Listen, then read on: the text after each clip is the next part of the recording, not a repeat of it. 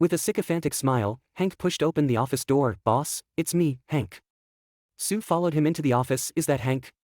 Good, you didn't disturb my mood. What's up?" In the office, a bare-chested muscular man sat. His shiny bald head and ferocious aura made it clear that he was no weakling. "This is the newcomer, Sue, recommended by that one. Here is the recommendation letter." The muscular man glanced at Sue, casually flipped through the letter, and then tore it up. "The original price was 200,000 belly, but a big event is going to happen recently, and the wind is tight, so at least 400,000 belly." Sue's face was still full of smiles. He was still weak, so he had to hide his true emotions for now. Even though he really wanted to shoot the muscular man and ask him how much belly it was, he directly took out 400,000 belly and handed it to the muscular man without a word. Sue's straightforward style made the muscular man raise his eyebrows. "Worthy of that side's people, very generous. From now on, you are a member of the guard team. Remember to call me boss, or sir." Sue was still smiling, but his smile gave off a weird feeling. "All right, boss." He successfully joined the guard team, which was a big step forward in his mission to assassinate the king. Hank, standing aside, kept his head down, his eyes fixed on the ground as if there was something fascinating on it. In fact, it wasn't the case.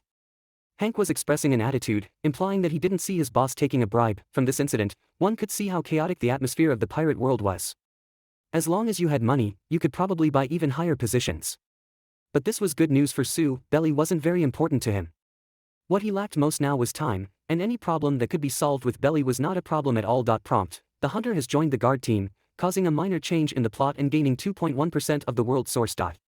After leaving the office, Sue received the standard equipment of the guard team, a uniform, and a matchlock gun. In the warehouse, Sue looked at the simple matchlock gun in his hand somewhat speechlessly, and turned his gaze to Hank. "Hank, can I change to another weapon?" Hank showed a difficult expression. They are all designated supplies. I also." His stuttering tone made Sue understand that the guy in front of him was asking for a favor. Without a word, Sue stuffed 30,000 belly into Hank's pocket. Hank's expression changed, and his face was full of smiles. "We're all colleagues. If there's a problem, we can discuss it. You can choose the weapon yourself, but you can only choose one. This is a rule that no one can change." Sue put down the matchlock gun in his hand and started looking around in the warehouse. There were all kinds of weapons here. Soon, his gaze locked onto a long knife. The knife was about a meter long, with a blade width of about 3 centimeters. The curvature of the blade was very small. Although it wasn't as good as Sue's own knife, it was still a decent weapon. "This is it." Sue picked up the knife and sheathed it. As soon as he touched the long knife, the Reincarnation Paradise immediately gave a prompt: Hey, you can take other weapons, but not this knife." Hank's expression cooled down as if he hadn't received the 30,000 belly at all. "What did you say?" Sue held the long knife in his hand, turned his head to look at Hank, his eyes flashing coldly. If he kept giving in, others would think he was weak and easy to bully. Hank noticed Sue's gaze and was startled. A chill rose in his heart. This guy has killed people, and not just one. Hank struggled internally. He wanted to have a falling out with Sue on the spot, but Sue, who was holding a sharp knife, made Hank very wary. "Hank, don't worry about these things. We are friends, aren't we?" Sue pointed the hilt of the knife at Hank's chest. Either take the money and shut up, or Sue would kill Hank on the spot. There were only these two choices because the long knife in his hand was of great help to him in completing his mission and things that he had already gotten. Sue would not give up just because of a little threat. Sue believed that even if he killed Hank, as long as he bribed the muscular man with enough money, the other party would turn a blind eye. "This matter, only you and I know. Let's consider this knife as a token of our friendship." Hank patted Sue on the shoulder affectionately. He compromised, and the tense atmosphere in the warehouse dissipated. "I just arrived in the capital today and need to understand some things, so I'm considering you as my friend." Sue sighed inwardly. This was just an ordinary guard, and it was so difficult to deal with. What kind of enemies would he encounter when he got close to the king? This challenging feeling made Sue's heartbeat gradually quicken, and his blood boiled in his body. He began to like this feeling. The warlike factor in his body was gradually being awakened. The reason Sue was so tough was also due to a reason. When he touched the long knife earlier, the Reincarnation Paradise gave a prompt: obtain/dragon flash, white, rare, origin, 1 piece, iron furnace blacksmith shop, durability, 35/40-5, this weapon has been severely damaged, durability -5.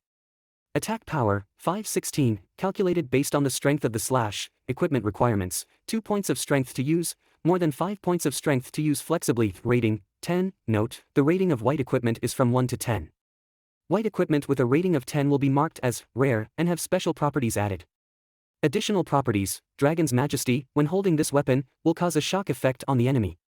Shock effect, reducing the enemy's momentum.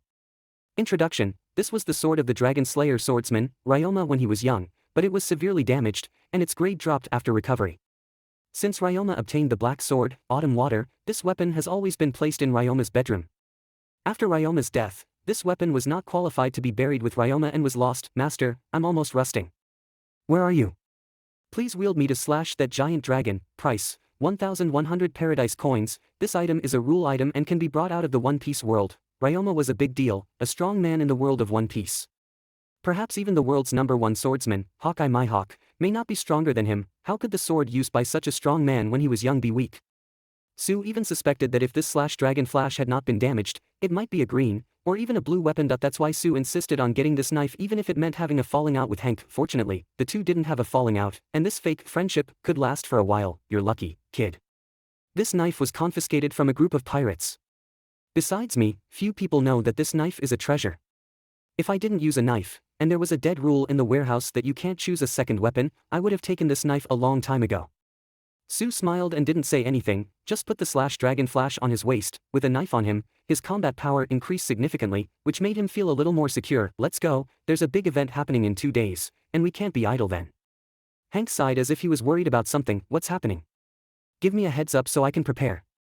In half a month, the world nobles, the celestial dragons, will be inspecting the Goa kingdom. So the day after tomorrow, we have to clean up the junk terminal.